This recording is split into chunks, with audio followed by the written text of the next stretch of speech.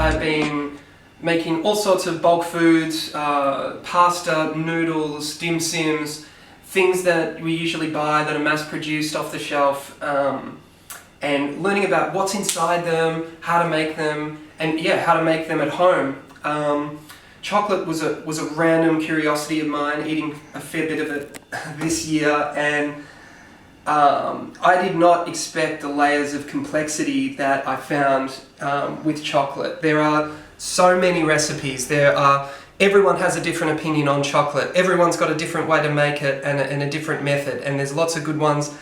But there is a reason why we usually buy this off the shelf, I found. It's not like pasta and noodles in the sense of the amount of ingredients. There is a lot of elements, there's a lot of processes, and but if you really do have a deep urge to make chocolate, or you're looking for a particularly unique taste, put your personal spin on it, then we're going to break that down for you today. This is what we're going to do, and I'm going to show you one particular method of how to make your own chocolate at home. I'm excited.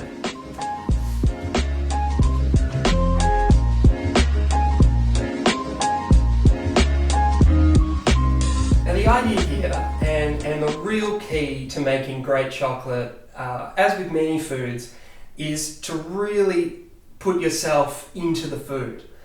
We're going to start here with our raw cacao beans.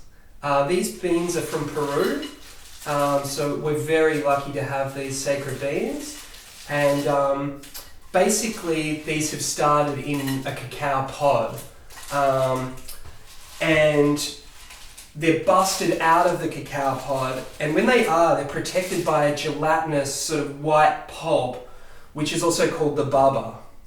Now, then these beans are fermented for about a week, and that fermentation process doesn't actually affect this bean, but it removes and strips the bubba from the bean. The beans are then dried for a week, maybe 2 weeks, until they get this color, and that's what we're looking at now. This is what we have. We have fermented, sun-dried, raw cacao beans. Now today we're going to roast them. Now roasting cacao beans is really going to bring out the deep chocolate flavors. You can make raw chocolate, of course, and some people like the purities of raw chocolate, and that's totally fine. But I think it generally has a grainy texture, and it won't temper, which means we won't have great mouthfeel with our chocolate at the end of the day. If you do want to taste some of the purities of a raw cacao bean, just eat a few while you're throwing these on a tray. Throw them on any old dusty tray, and then we're going to get them into the oven for 30 minutes on 130 degrees, and then we're going to lift it up to 140 degrees for a further 5 minutes.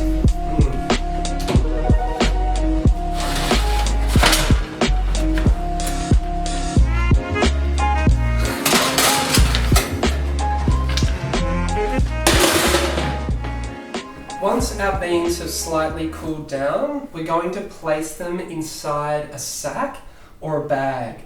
Any old sack will do. This one was from Christmas recently. We had a ham hock in it. And we're just going to put the cacao beans, the roasted beans, inside the sack. And that's going to allow us to break them up a little bit. So if you lay that out on your table, spread them out in the bag so you know nothing's going to escape. And then you want to get a rolling pin or a mallet, any kind of soft mallet, nothing too hard. And we're going to start gently breaking them apart with our mallet.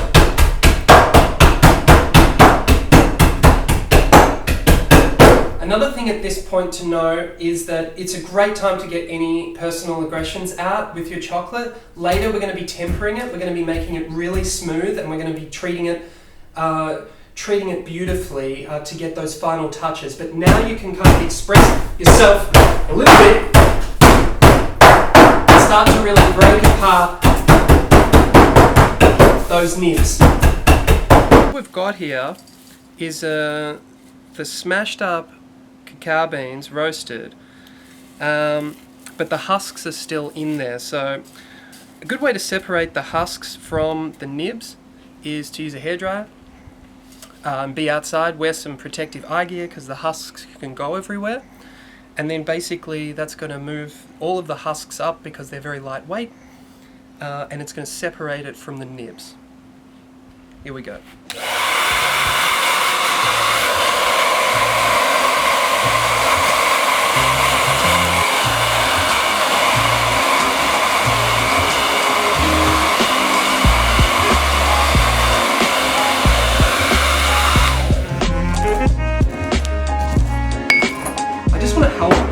Blender a little bit by giving them a little bit of a pre-crush.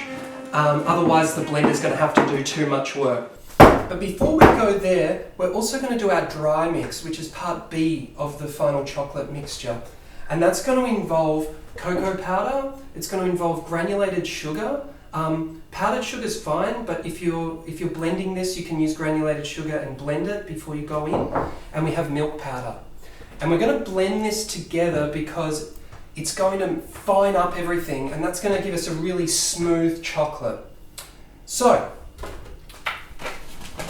we're going to take our measuring cup. We're going to do, there's no exact measurement here, just use your best judgment. It is an art, not a science, so you can play around, but I'm going to put in just under a cup of cocoa powder.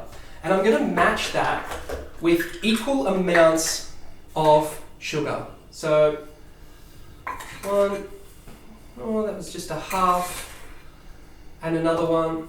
That's about right. That's about even quantities, maybe a bit more sugar if you like. I like sugar in chocolate. Some people like a more raw flavour, but I like that. So now we've got our milk powder as well. You wouldn't be putting this in if you were making dark chocolate, but we are making milk chocolate today, and you do a slight lesser quantity. So I'm actually just going to put in a full quarter of a cup of milk powder. Lid on, and we're blending.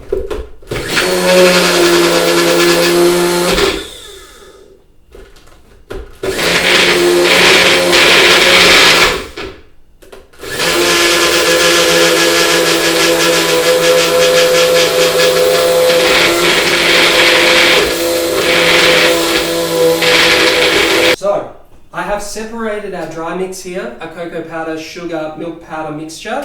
That's separated off. Now we're going to make our chocolate liquor. So I have these smashed up nibs, and this is where you can really start to personalize your chocolate. Personally, I like to put a few in my mouth and just bring them back into the mixture before stirring through. And it's going to give you just that's the beginning of making your special, unique chocolate. So we're going to grind this up, and it takes a little while because what's happening as the nibs heat is that they're separating their dry solids, which is eventually your cocoa powder, from your fats, which is your cocoa butter. And what we're going to get as this grinds is a soft paste. And if it does need a little bit of extra lubrication, just feel free to put a little bit of saliva in there. It's not going to kill anyone.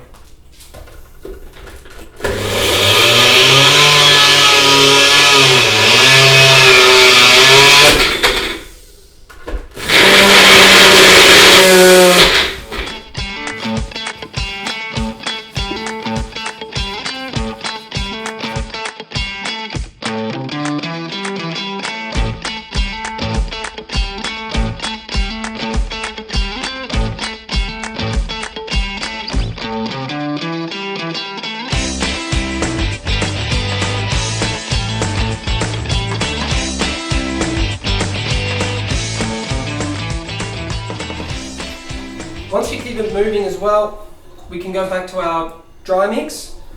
So this was our sugar, our milk powder, and our cocoa powder. And we can start to incorporate that in.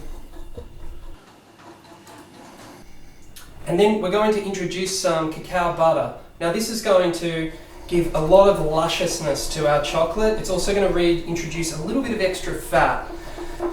I love putting this on my skin, so I'm just going to warm up a little bit, this butter, and just rub it into my hands, rub it up my arm, and just get all of that beautiful cacao butter goodness right into my skin.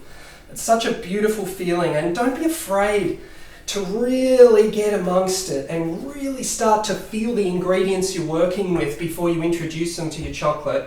Now what you do want to do though is then use down these shaved bits, these beautiful small bits, because they're going to melt far more easily into our mixture here. So we're going to add that. Once again, art not science, we're going to introduce that butter and we're going to start working it. Come and have a look at this. Look at what starts to happen once we introduce that butter. We're getting a smooth, luscious chocolate. Now, once we're at this point, I am going to turn the heat down slightly. I don't want to overheat this chocolate.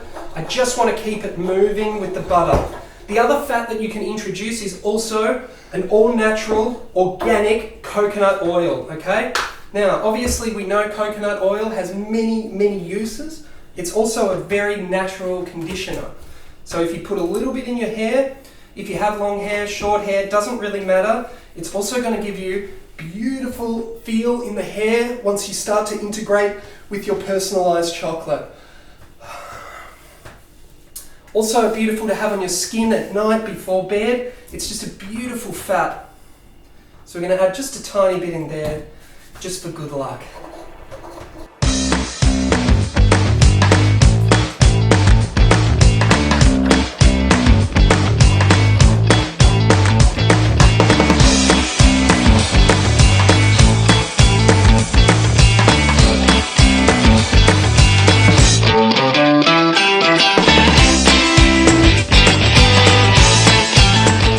So now we're going to get into the start of our last phase of making this chocolate, which is tempering the chocolate.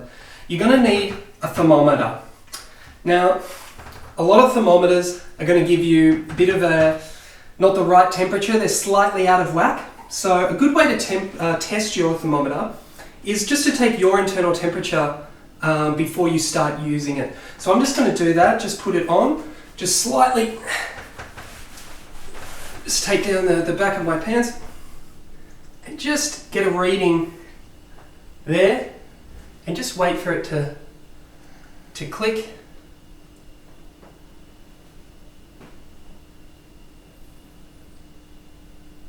That should be about accurate.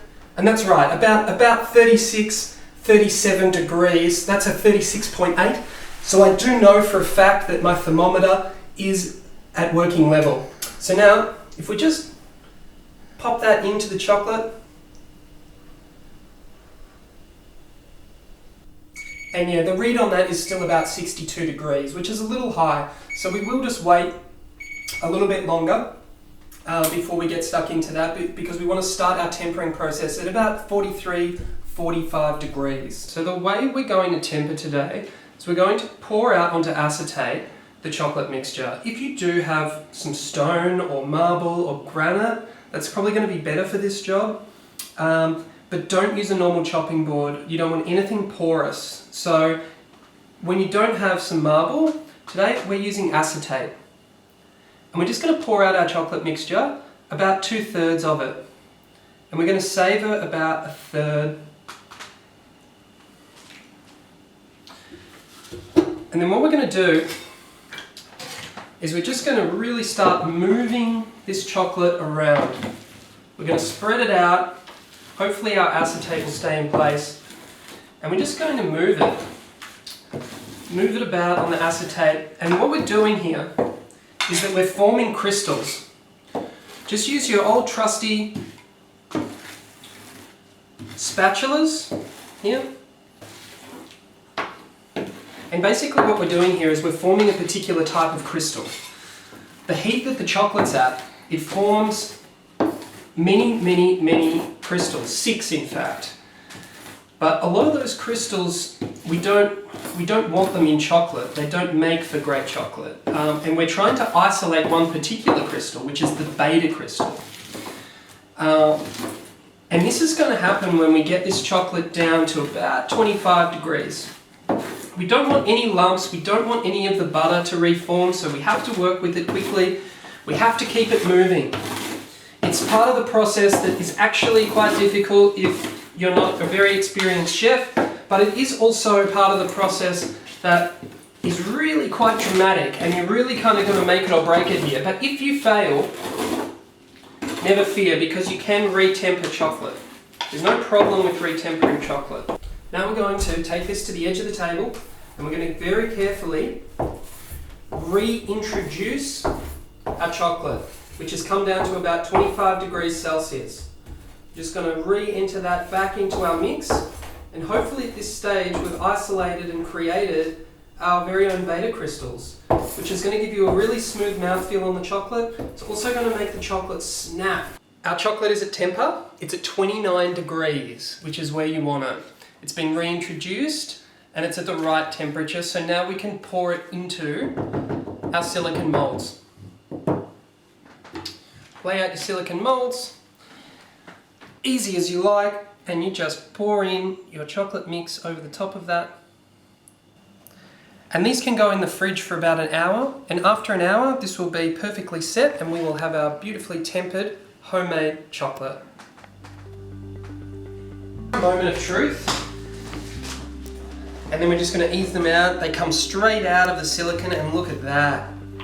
I'm really happy with this. It might not be perfectly tempered, I've got a feeling. There's a little bit of chocolate I can see coming off my hands, but if you look, there's no white marks or streaks, which is what we call blooming, so it hasn't bloomed, which is great. And let's have a look at the consistency. See? It's snapping. So it is in temper. I'm really happy with that. And now the proof's in the pudding. Let's try it.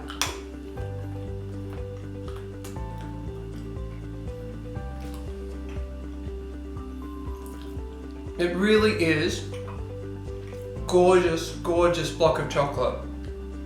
Really happy with this. And now you know what to do. Chocolate's all about sharing. Share with your family, share with your friends. Everyone's gonna love your chocolate.